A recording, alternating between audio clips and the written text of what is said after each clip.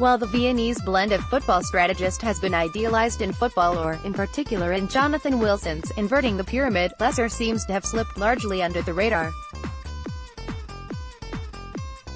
Lesser and other club patrons were able to help subsidize players and coaches through day job employment in their various business concerns. According to the club's online museum, Lesser is believed to have personally funded the signing of Otto Nerz, who managed TeBe for 5 years before taking the German national team out of the relative wilderness to victory over the Austrians in the 1934 World Cup to secure third place. TeBe replaced Nerz with former player Sepp Herberger, who managed TeBe for 2 years before joining Nerz with the national team and, ultimately, taking the job full-time after the Berlin Olympics. Herberger's latter-day World Cup win with West Germany, over Hungary, was a stunning victory, memorialized in Germany as a victory for German intellect as much as on-field ability. And the roots of the victory stretch back to TeBe and the finances of Alfred Lesser. There is a lovely story written here by the descendants of Alfred Lesser.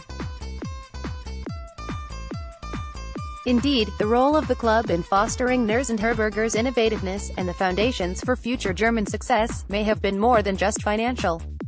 Inverting the Pyramid does a compelling job of differentiating early football tactics in the 1920s and 30s into the muscular hit-and-run, English, style with 5 forwards charging up the field, and the more erudite, Danubian, short passing game popularized by the Austrians and Hungarians but was pioneered by the disaffected Englishman Jimmy Hogan and embraced by coffee-house philosophers. Herberger in particular was a Danubian, but Nerz also liked to tinker, being, as Wilson puts it, an early advocate of the WM.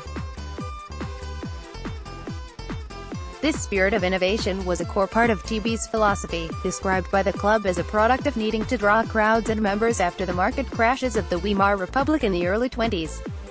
At a time where disposable income was hard to come by for fans, TeBe wanted to be seen as football aesthetes, the place to be rather than a slog between two English-style, long-ball teams, i.e.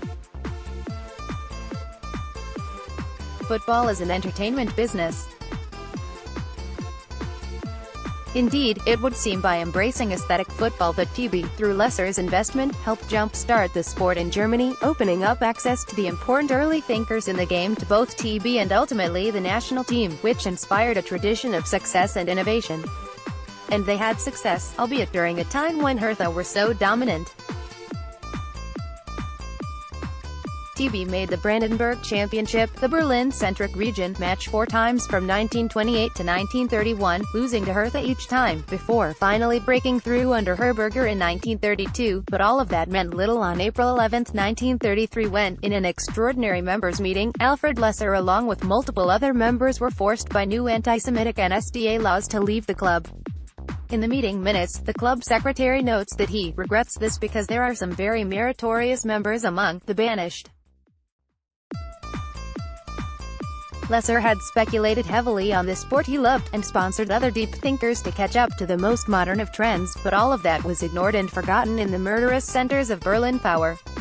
Indeed, the fact that Nerz and Herberger were very early members of the Nazi Party, and their deeply held anti-Semitism, didn't deter the Jewish Lesser from putting football above earthly pursuits like politics.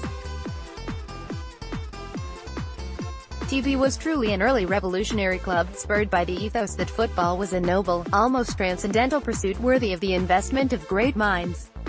And, in truth, it is that spirit that has kept football alive in Berlin, even while the city was falling apart.